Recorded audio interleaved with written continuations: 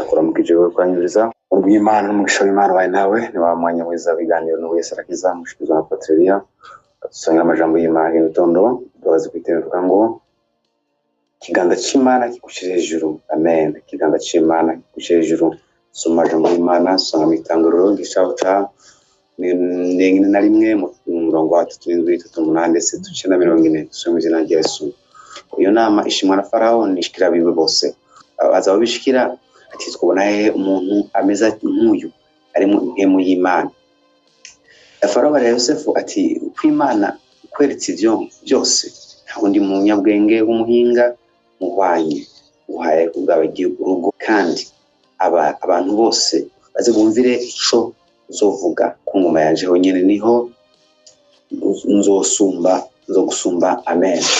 Haleluya. Mwamiso naguheza gitondo ciza twese ngo iganda c'Imana gushira hejuru makuru yose futura yumvise nabo yumvise ari mu biriye birenja mu y'Imana kandi no kuri amen. Yosefu yahuye n'ibitandukanye mu buzima bwiwe ariko hari Imana yavuganye nawe yarakeneye iganda c'Imana kimushira hejuru kandi n'ubiganda c'Imana kiracashira hejuru n'ubu Imana yacabohora n'uwese acakiza n'ubu Imana yacatabara n'ubu abakristu cyane maraconi n'ambara zitandukanye bazira kwizera kwabo bazira ishimana bwe nabo mugabo ntibirangaho. Yesu nashimwe cyane rwose haleluya.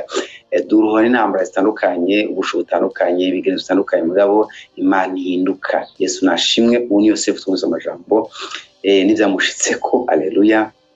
Mateka Yosefu yavutse ari umwana wasa n'umuherezi mu rwa Yakobo ariko akora inyenyeri kuri we bene baramugwanya na se ntiyatahuriwe neza ariko Imana yaratahuriwe ariko Imana yavuganye nawe kandi yagomba kuzosoza amen. Abamwibu citwa agurishwa mu gihugu cya Egiputa aja kwa Potifari mu baja kwa Faraoni arafungwa azira kugira neza azira inyenyeri kuri we ariko nivyarangiye ngaho. Yesu ashimwe cyane. Nagira ubwira ngitondo ciza ushobora guca muri amazi atandukanye mu bigoye bitandukanye ariko Imana bwe nawe ishobora gutegurisha kuvuze ko coco gihinduka haleluya.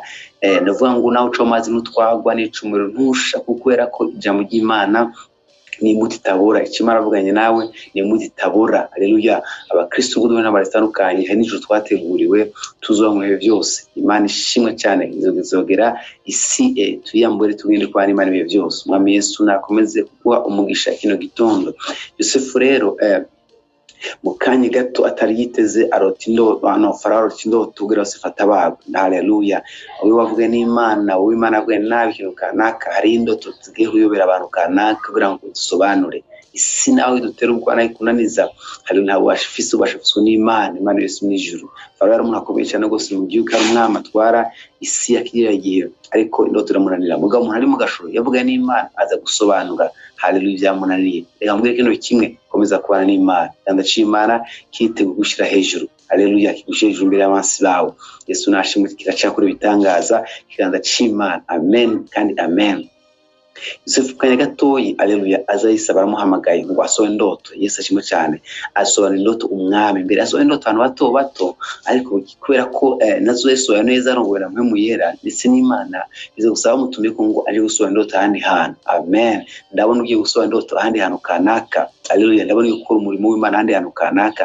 Ndabona ibintu mukora ahantu inyigisho ugiye gukora mu bakomeye amen. Yakora isobanura indoto ari mu gasho birangira agiye kumuhamagara ngo asobanure ibwami akazi ko ukora iganda c'Imana gushire hejuru. Nimba umutayire kwa haleluya Imana gushize hejuru uzosonera abakomeye. Yesu ashimwe cyane. Nimba ukura agakura neza Yesu ashimwe nganda c'Imana kizotuma guje gukura ibwami amen amen. Bizorangira uhamagawe gushize hejuru cyo gukorera abakomeye n'abahambaye maze byose bahizina ry'Imana haleluya.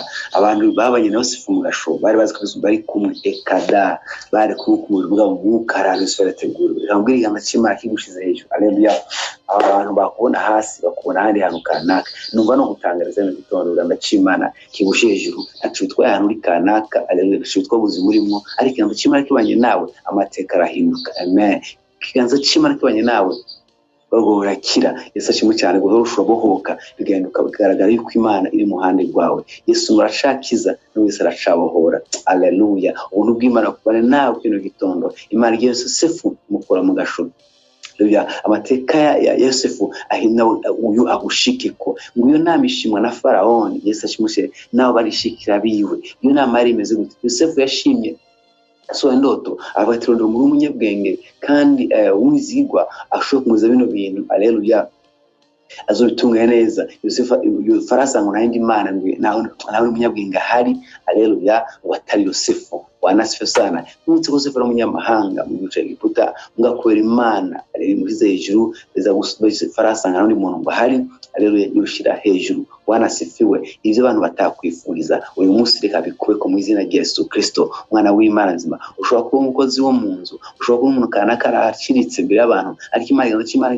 kigushize hejuru ivyo kwa bishimwa n'abantu haleluya kubera Imana ariko ivyo ukora abantu babishime kubera Imana haleluya ekuzomba buryohe uzomba mu munyu uzomba burunge haleluya abantu ikuru cimara kibane nawe mu izina rya Yesu Kristo haleluya yitagushigwa hejuru ari mu gasho tanguye kora tanguye byatanguye kwemerwa kimugasho birangira n'ibwami byemewe mu izina rya Yesu Kristo mwana w'Imana nzima aho uri hose ivyo ukora kagira agaciro Imana y'agaciro ivyo ukora amen zuranga bigenze neza n'imirimo mu bindi bikomeye kubera Imana yagukiye ikiganza ciza mu izina rya Yesu Kristo abantu baguze hasi ikiganza cy'Imana yishugure gushire hejuru mu izina rya Yesu Kristo abamvuga bakwemera abagenzi bakwemera ariko ikiganza cy'Imana kikwemeje kwemeza abantu yari yatawe nabivukana haleluya yasuna bitandukana abantu batandukanye ndetse nabo yagiriye neza ndoto bari bamwibagiye hari uwari yasohoye ndoto twasubira ubwami aramwibagira mu Imana agize igihe kimwe gisashimo cyane gose iramwibuka wanasifu sana ntucike intege nubwo abantu bakwibagira umakumana inama haleluya ndetse y'ijuru inama y'Imana haleluya yutuma haleluya inama yabwiriye abantu nawe yemerwa ntanga kiganda ciza c'Imana kugushire hejuru kiganda c'Imana kiguhindura amateka kiganda c'Imana kigukiza iyo ngwara kiganda c'Imana kiguhumusha mu biganda byawe kiganda c'Imana kigukuriyo nyatsi kiganda c'Imana kiguraga kengegwe ndacimana kikure mu gasho kiganda c'Imana kihuhumwana kiganda c'Imana kiguye kubyarugaheka c'Imana yukora mariage kiganda c'Imana rubakira urugo haleluya kiganda c'Imana gindura umugabo wawe gindura umugore wawe gindura abana bawe kiganda c'Imana cishura amasengesho kiganda c'Imana gushire hejuru mu rupangu hejuru mu bagenzi hejuru haleluya mbere byagomba gushira hasi kiganda c'Imana yesashimu cyane kirashashira hejuru farabwira Yosefu ati ngo Uganda ibyane byose kungumanje honyine nzoganza ibi byose tunganya haleluya yutaziga kuvyo gushitseko yabigushikeho nivyo n'amasezerano basa nawo wibagiye uyu munsi agushikeko kuyanda c'Imana Yosefu Imana yamuze kudumushyira hejuru haleluya yisanga yahageze rabutangaje ngo c'Imana avuga nawe izogishitsa Yosefu aza kwisanga amen amen Imana yamushize hejuru aza kwisanga babuza mu yabubaye mu kumakumana ntangariganda ciza c'Imana ukibaye nawe izina rya Yesu Kristo kigushire hejuru abantu bashigwa hejuru haleluya bashigwa biganda c'Imana nawe bikubeko mu izina rya Yesu Kristo Mana imura bami kimukabandi akazi ko sukora yitondo iganda c'Imana kigushire hejuru inama yawe ishimwe n'abantu inama yawe ishikwe n'ijuru haleluya ibiwa byawe ishikwe n'ijuru kino gitondo mu izina rya Yesu Kristo Mana w'Imana nzima izana takwifuza bikubeko umuhaharo y'Imana imujiva kumana bibane nawe haleluya usangane mu kindi kibanza utazi kwizigamo usange mu kindi kirere utakwizigamo kwera Imana binamishimwa na Farao nabo n'abantu n'abashikira biwe nawe inama yawe ishimwe n'abantu umugogo hejuru ishimwe n'abantu haleluya bafite ijambo ishimwe n'abantu haco harabo gushikana Yesu ashimwe cyane Imana uzumwana afsano yo gushikana kwere yagushubanze guhuza n'uwo muntu kiganda c'Imana kigushire hejuru haleluya ukire mu inosi menamene wakira ubutabazi wagenda n'Imana wakubira Imana ivyikorera abana abantu kiganda c'ubuntu bwayo kimuze kuba nawe ntangajike mu itondero kiganda c'Imana gushige hejuru mu izina rya Yesu Kristo Mwana w'Imana nzima ku Imana yavuganye nawe iraje kubikora wakira kwizera ahari umwara habe gukira ahari ukene hazumugisha ariko nanirwa hazi intsinzi, ariko kwibagirwa hazi kwibuka no kwirugwa mu izina rya Yesu Kristo mwana w'Imana nzima. Umugisha w'Imana, amaro y'Imana aracagira neza abantu bayo. Haleluya, mu izina rya Yesu Kristo mwana w'Imana nzima. Amen, amen. Kigenda cy'Imana kiguhejuru wa mupapa we, kigushejuru wa mama we, kigushejuru uri mu gasho, kigushejuru uri mu mazu bitandukanye. Kigenda coco c'Imana kija mu ntambara, arere kiraganje kandi kirasinze. Kigenda c'Imana kiguhana tukwikuye, kigushire hejuru imbere y'abasi bawe mu izina rya Yesu Kristo mwana w'Imana nzima. Umugisha w'Imana, amaro y'Imana biva mu ijuru muze kwa nawe mu izina rya Yesu Kristo umwami wacu. Amen, amen.